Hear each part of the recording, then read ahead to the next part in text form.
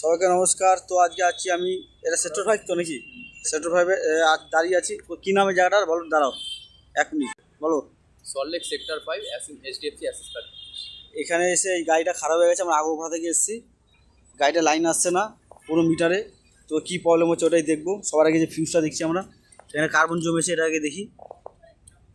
আমার সাথে বিশ্বজিৎ এসছে, এই যে আমার বন্ধুটা।